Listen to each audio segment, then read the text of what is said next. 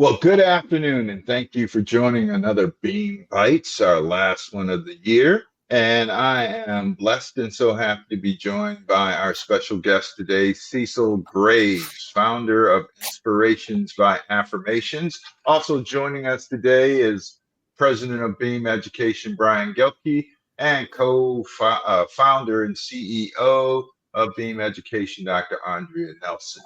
How's it going, guys? Thanks for joining me on this impromptu last show of the day. We had started a conversation with Mr. Graves about the great things that we're doing with Beam Education.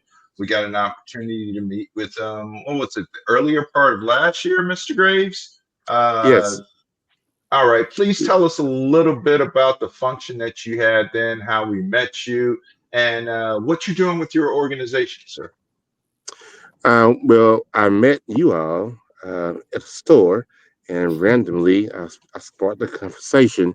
So my program was called a business symposium that brought six Black business owners together so we can converse about how to start businesses and how to operate them. And for those that are young into the industry, as myself, we came together and we talked, we dialogued, and it was very beneficial. It was very successful, and looking forward to a new one next year. Great. Dr. Nelson, if you would like to add a little bit there on how we came across to meeting Cecil and how we're looking forward to working with him in the future. Well, I think we met Mr. Graves at a very crucial time, because a lot of times as entrepreneurs, you can be in a place where you feel like you're in isolation.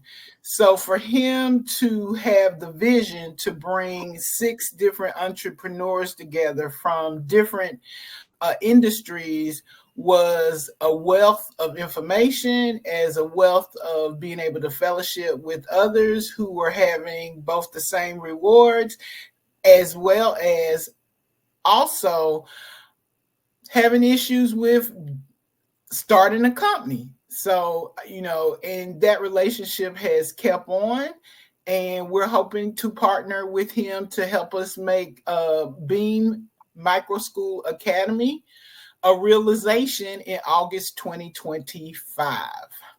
Indeed. All right. Thank you, guys. Sorry about that. Brian, I was saying, yeah, you're joining us as well now that I have my microphone on. Uh, Share with us a little bit about the part of the conversation you're having with Mr. Graves as we build toward opening up Beam Micro School in 2025. Sir. Well, I think one of the main things we were talking about this morning was looking at the plan that we've created. We know we have 8 months until we have our grand opening, so we're looking at how we can use the business information and his business background and things like that with what he does in order to help us make sure that we have a fully fleshed out plan as we move towards that opening, like I said, in August of 2025. Great. Now, Mr. Graves, after hearing a little bit about our plan, give us a little outside opinion about what you think we're doing and how we can be of service to our community together.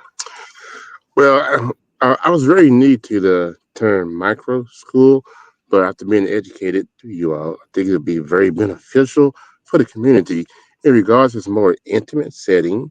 It's gearing towards the needs of students.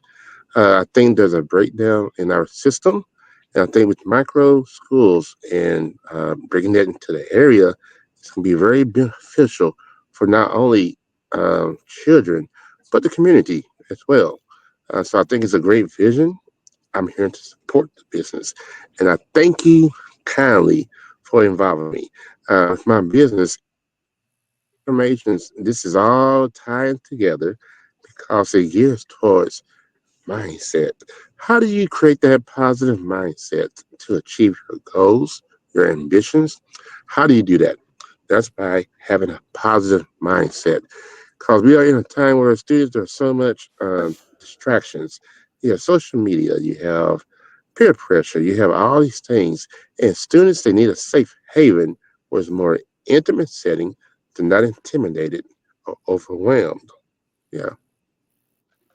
Now, you spoke with us earlier and told us that you're active in the schools doing some teaching and or Yeah, speaking and coaching and stuff like that.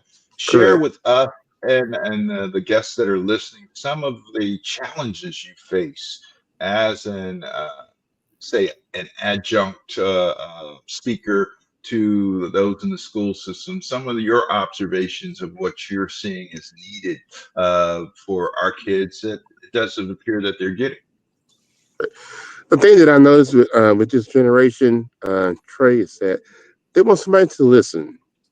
That's the main key, is to listen. You have a lot of kids that are one parent homes. They're dealing with poverty and all these different things.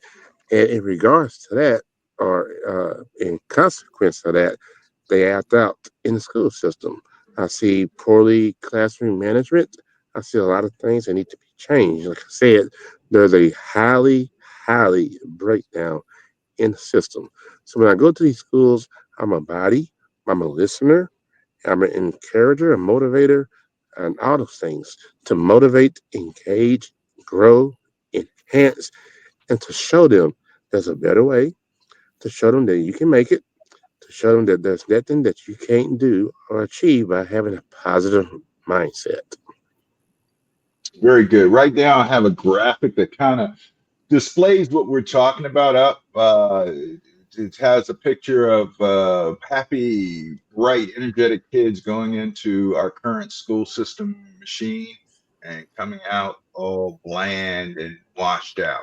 So, Dr. Nelson, talk a little bit about how we are looking to change this image that's going on, what people are currently feeling in our school system, and what Mr. Graves has seen evidence of as a visitor in our school system and how we're looking to change that. Well, if you could go back to the political cartoon that you displayed, I think it becomes real important to think about learning is the most natural thing that we do.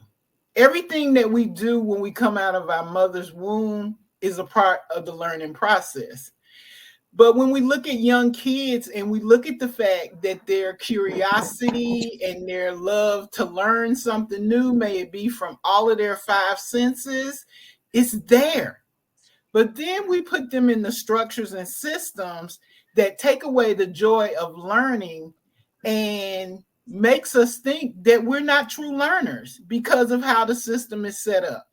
The one question that I would pose to people is, why are we still putting children in grades? Because if I asked each and every one of you, the guests today, if I asked you to tell me how old were you when you were put in first grade, for the most part, each one of you would tell me that you were put in first grade when you were either 6 or 7, depending on the Mhm. state you were in. I was 5 when I went to first grade, but I was already reading and I had a lot of skill set. So I want you to think about what happens to a group of children when they're all on different continuums and levels. And what happens to those children who are not there where they're supposed to be? And so when you look at that continuum of what we do with students, it becomes very unfair. And it really doesn't speak well to us as educators who have gone to college. And so I think it becomes necessary. And what we plan to do at B.E.A.M Micro School is we have a comprehensive mastery skills framework that we use to find out specifically where children are. Because as they see that they grow and that they're learning, that increases who they are in being able to have not only resiliency, but Mhm. also it allows them to have a positive aspect of who they are as learners. It also creates a unique environment where they're learning from students that are not necessarily the same age as them. They could have somebody that, that's 3 years older than them or 3 years younger than them, but because they're on the same mastery network, they're learning to work with those different age levels. Unlike the traditional system where, like we were saying before, you're put into a box because of your age, and you basically stay in that box until you graduate from high school. But that's not the real world, and that's not the world that they're going to enter into when they graduate from high school. So that's why with B.E.A.M micro schools, we want to change that and use that mastery framework. And so the other thing that we need to think about with that multi-age grouping and with those cluster flexible grouping, basically in a traditional setting, most of the time kids are in third grade or they're in first grade, and basically if they're behind, they have to get intervention. And so I want you to think about how deflating it is for possibly a fourth grader who's sitting in fourth grade, but they're reading on second grade level. And they know it because when they look at the materials, they can't do that. But then I want you to think, I want you to have a vision in your mind. What happens to kids when they actually know where they are, when they actually know what it is that they have to master to move to the next place?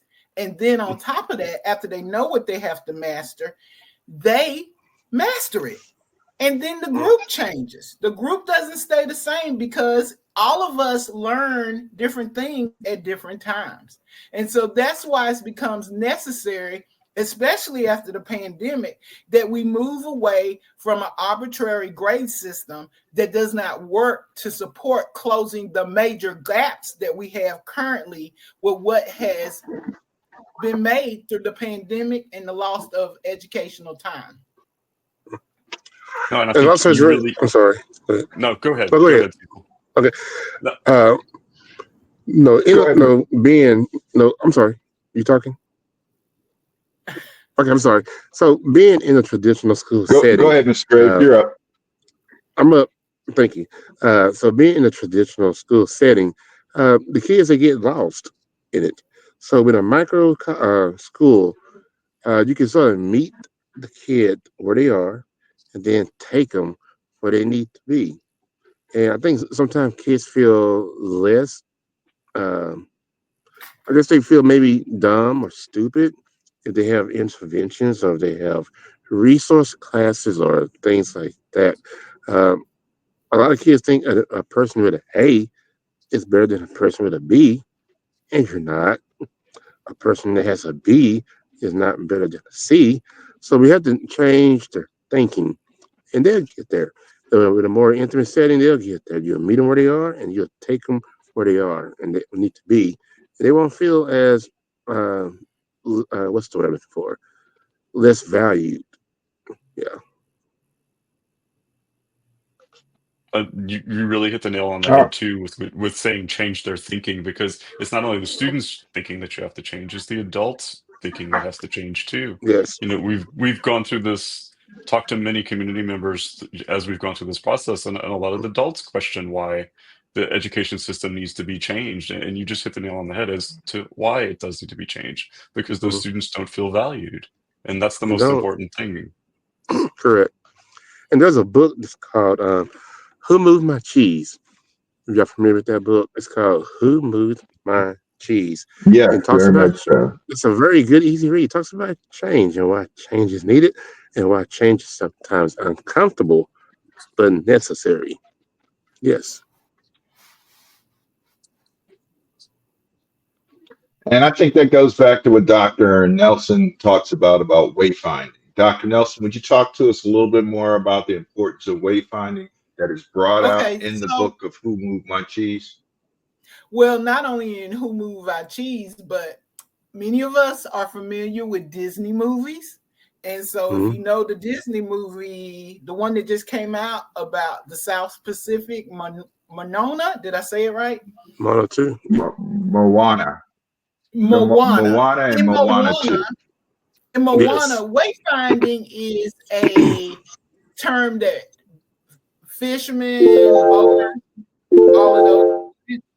But wayfinding is also a 21st century skill that children need. Because think about it. Think about how quickly we have advanced with the use of cell phones, with the use of technology, with the use of how we use television, with the use of how we socialize. So it becomes necessary for us to teach kids how to wayfind. So wayfinding is the ability to pivot, to be flexible, to change quick enough where you are able to do what it is that you need to do. So when you think about wayfinding as adults, how many of you have woken up in the morning, need to get to work, and your car won't start?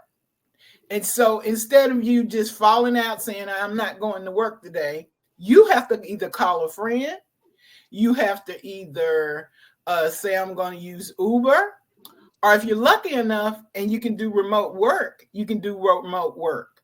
So that's why it becomes necessary that kids have a total understanding. And at that point, failure is just as important as success, for them to realize that at some point I have to be able to wayfind. I have to be able to shift when I'm not totally right. All right, very good. We got the definition of wayfinding up on the screen so people know how important that is. What other qualities are you think are required in our modern day ecosystem that is needed not only for the kids to be successful, but the families to be able to help the kids be successful? So And one of this the is for things that everybody in we the group. talk about are those 21st century skills. I think Brian, he kind of alluded to it. Cecil kind of alluded to it. We're talking about 21st century kid skills: collaboration, being able to solve problems, being able to be creative, being able to know when you have common sense around numeracy, you have common sense around literacy, you have common sense around, and I want to really hit that numeracy piece, because numeracy is huge. When you start using calculators, when you start using any of those devices, and sometimes think about when you use a GPS system. And when you're using that GPS system, you know it's taking you the wrong way. That is that piece of a 21st century skill of, just because you have the technology, you're the human that makes the technology work. So therefore, you have to have enough common sense to know, okay, even though I'm using the technology can also fail me, and I have to have enough information to know when I'm not hitting it, when it's not doing for me what it's supposed to do. Because we have to remember that technology is a tool that makes our life simpler and better. Exactly. Now, Dr. Nelson, I have our little friend Noah queued up. Wanted I'm to gonna see if let we could play Gilkey a. talk about him. Okay, well, let me play a That's little why he's brief clip. smiling. Right. Let me see if I got the audio hooked up right. We can play a brief little clip of Noah, and then Gelky will talk about uh, the educational skills and techniques this young man learned and then actually put on display for us. Okay. Oh, you are? We go to paper ballots. Ask him what proof he has in his spirit. Why? How do you know? Which election are you talking about? There was one. No. There was one down in Georgia. 3 Democrats. I'm from Georgia. Okay, there's 3 Democrats in Georgia in the summer of 22. She's a good friend of mine. She got 0 votes in her own precinct. Who is it? So Brenda, I'm not telling you her last name. I see. But let me tell you, no, the proof. They looked into it in Georgia. Okay. Crooked Brad Rasmussen, your Republican Secretary of State, he looked into it and said, oh, it was a computer error. They gave her back her vote. She went from third to first. She's a friend of mine. Another gal, Democrat, 4 counties over in Georgia. She got 4,600 votes, but she wasn't on the ballot. You want me to take your word for it, right? No. This was in the paper. So what's your last name? He's an elected official. Okay, let me tell you. In Georgia, I will tell you, an Obama-appointed judge last fall, this case has been going on 3.5 years. Alex Halderman, this is in your state. All right. So that was a little bit from Noah. And Gelky, I'm going to let you go ahead and speak on that, and we'll get a round robin discussion on the critical thinking taught by this young man and how he brought it to the forefront in that brief interview that we saw. Well, Go ahead, the great thing about watching Noah is, he's really everything that embodies what we want to create in Beam Micro School Academies, is that he has those critical thinking skills that are necessary to be functioning in the real world. But the great thing when you look at him is you realize is that even at his age, he has a voice and he knows how to use it. And a lot of our children and our students nowadays don't feel like they have a voice. They don't feel like adults listen to them or listen to their perspectives. And he embodies the fact that actually they do. And if you also know he wasn't overly aggressive, he wasn't overly pushy, but he still was going to get his point across that that that man was not giving him any proof to back up what he was saying. So I think that's why we love looking at that clip. I mean, we would love to have the opportunity to talk to Noah as well, to see his perspective on what he thinks about the educational system too. But I know he'd gone through a non-traditional education system, not the regular public school system. So he's also proof that there is another way that you can get an education and be prosperous at what you do, even at his young age. Because that landscape really has to look different in education for the 21st century. We're not sending kids to work in factories anymore. There's a diversity of what children are going to be able to do. And so therefore, we're back to the wayfinding. They have to be able to pivot. But for me, when I watch Noah, someone taught him through providing him with a lot of different sources of information that you have to check your citations. And so a lot of times we present information to kids in one way. And when we present that information to kids in only one way, that lowers their ability to be able to look to a lot of different sources of information.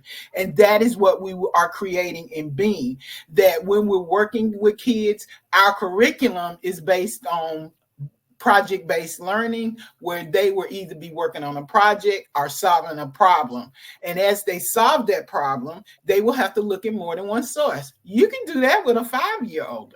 You can start getting a 5-year-old to realize which grocery list is cheaper by spitting it in the AI. And they would be able to tell you, well, when I look at my little numbers down here, this number tells me that this is where we need to go shopping, or how much money do I need to spend if there's something I want.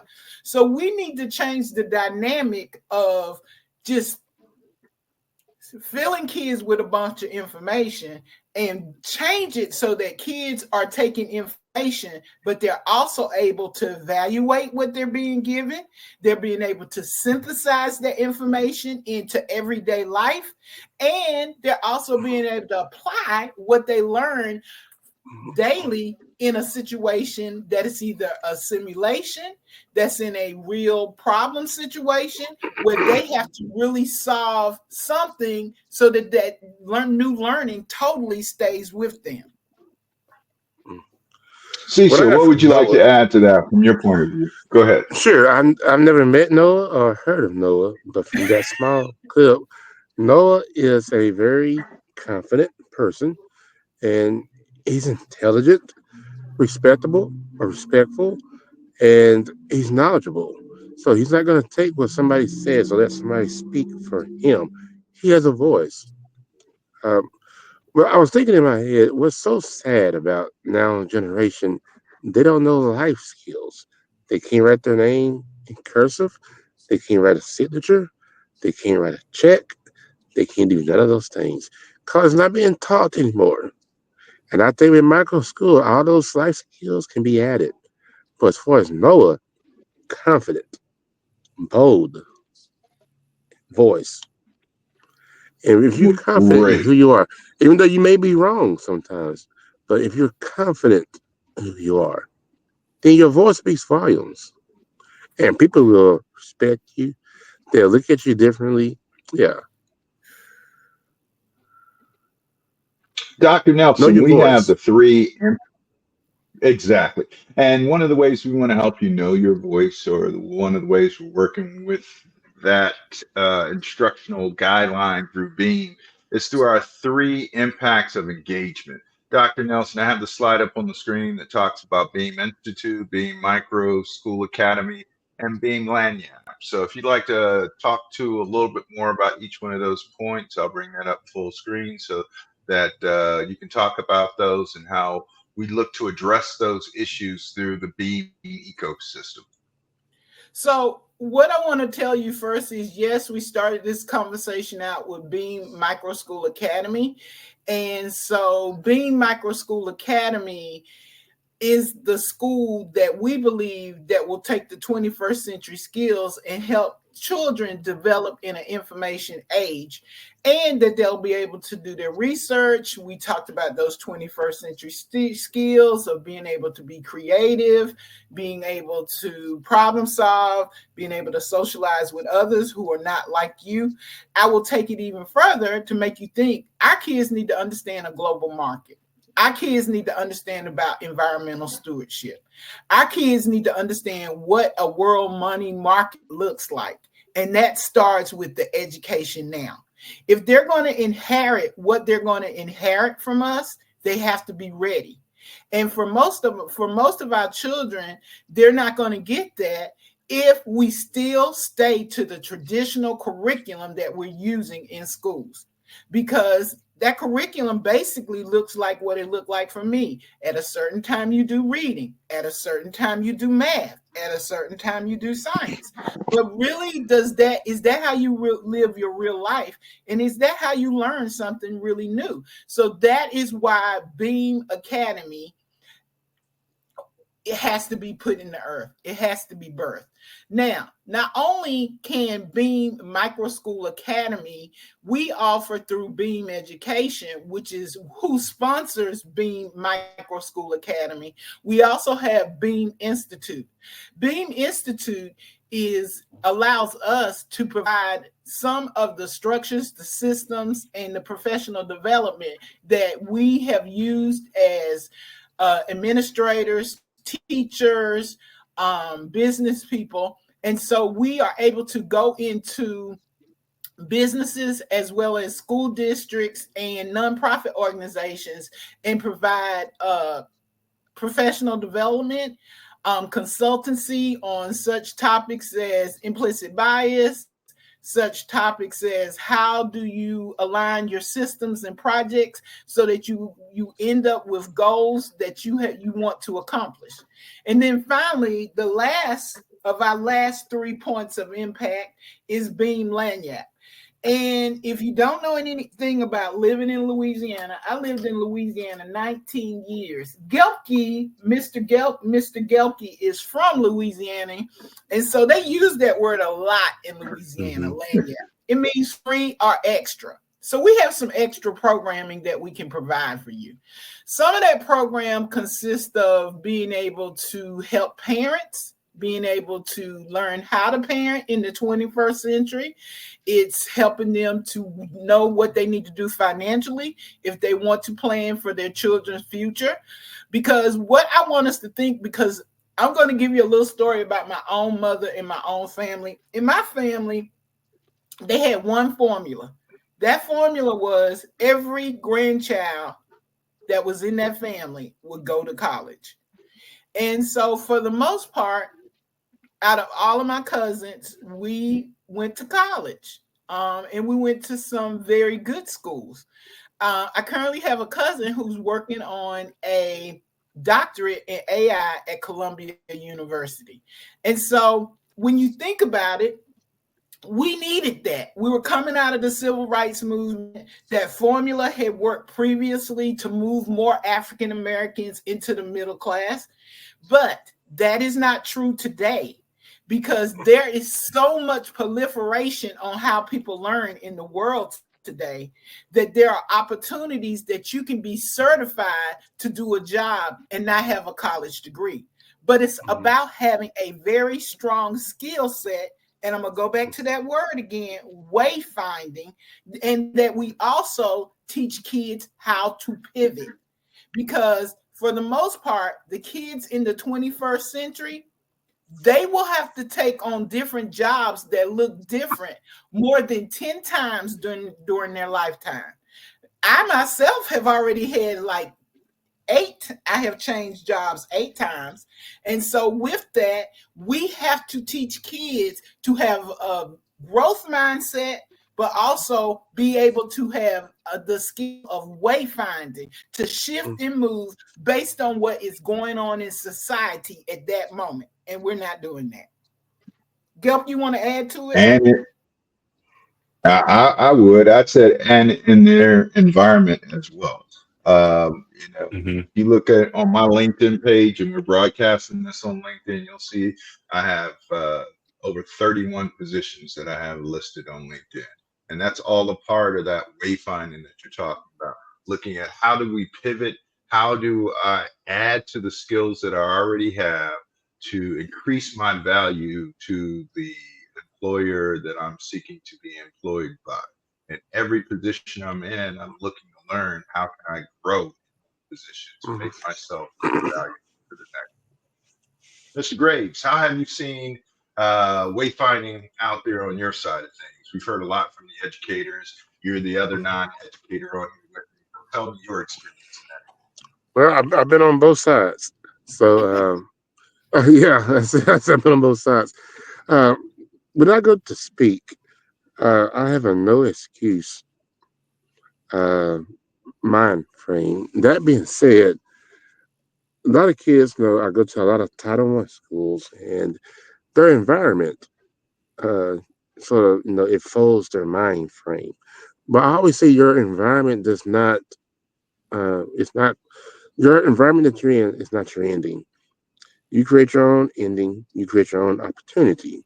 So you may have more hurdles and more obstacles, but it's still no excuses. So I get them trained to think that I can do this and you can do that. Your environment does not create your conclusion. A lot of kids are lazy. They're not pushed. They're not motivated. They want to play games all day. They don't want to study. They don't want to learn. So I think with the B.E.A.M micro school, when kids go in school, no, they tired. They don't want to whatever. But when they leave, they're supposed to leave happy. I learned this. Oh, Mr. Graves made this so exciting. I want to go home and read about it. How do we change the norm? Do we rewrite the narrative? You gotta make it fun, exciting, creative. You gotta go outside the box. We're living in different stages, different times. Times have evolved, and we have to catch on. We have to also relate to what you can capture, hook them, get the bait, then draw them in. Then when you draw them in, you cook them. Yeah, and they produce. Yeah. Well, that's good. Yes, we do want to make learning fun again, so to speak. Right now, we have a picture up of the timeline of the inception of Beam Education. Basically, it started out with the vision of Dr. Nelson and other members of the team, started in 2020, and with our goal to reaching and having a fully functional micro school 2025, August of 2025. Dr. Nelson, did you want to speak anything about the timeline and the creation and where I we've don't come really from want and to. where we are and where we're going? What everyone needs to know, because we could spend a lot of time talking about that timeline, but we're right now in the present, in the history, present, and in the future. We're like how many hours away from it being a new future? So as we think about a new future, what I want you to think about is we're looking for 50 founding families to join us on this journey of B.E.A.M Micro School Academy to make education look different, to make it be exciting, and to make it be aligned to the 21st century. And so if you're one of those out there that knows that there's another way for your child to learn, that understands that learning is just as natural as breathing every day, and you want your children to have a joyous experience in school, then we ask you to join us by going to our website and pushing that join us button and sending your information in, because we're looking for you. We need you to say, I don't want my child to go through the same traditional system that I went through. I Mhm. want my child to be able to go through an education system that looks and feels like the 21st century they will inherit. And the other piece of that too is with those 50 founding families, you also get the chance to actually help us form what that education is going to look like. That'll open in August of 2025, and I think that's really a really unique aspect as well. And I'll say Excellent, this: I'm excellent. very Well, happy. I'm very excited to be part of the movement. I think it's a positive thing, and I'm going to put every effort that I can to make it successful. great. Any closing words from you guys as we wrap up our third episode of Bean Bites? Mine is I simple. think. I'm sorry. Mine is very simple, and then we'll shoot it over to Grace. Because I sent this message to somebody this morning. I said, Slip it. Happy New Year. And I want you to know that you will thrive in 2025. All Love it. right, That's very a great good. Ms. pitch. Graves, you're up. As the school progresses, as everything comes together, my goal is to help them find purpose and to fulfill purpose. Because a lot of people don't know how to find purpose and what purpose looks like. And yeah, I'm excited. Purpose driven life. Great. Brian, your final thoughts or messages to share for 2024 with our guests? I'm just excited to where we're headed. We know 2025 is going to be a big year for us, and we just want everybody to come join us on that movement. Like I said, with those founding families, come be a part of forming that journey with us as we move into the new year. Yeah. Yes, please join us on at beameducation.org. That's the best place to go to get the latest information. We can also be found on all your other social media channels. You can look for us on Facebook, on LinkedIn, on I believe we're on X as well. If we're missing one that we need to be on, as our guests, as our viewers, please let us know where we can put our information so we can be found by your friends and family. And we look forward to being of service to you guys in 2025 and beyond. So, with that being said, let's get a happy New Year's from everybody. And until the next time on Bean Bites, we look forward to seeing you then. Happy Bye New bye, Year. everybody. Happy New Year. Happy There New you go. Year. Thank you, Mr. Grace, for joining us today. Thank you for having me. Thank you, sir. Thank you all for joining us and look forward to working with you in the new year to make B.E.A.M a success for our community and for those in our community.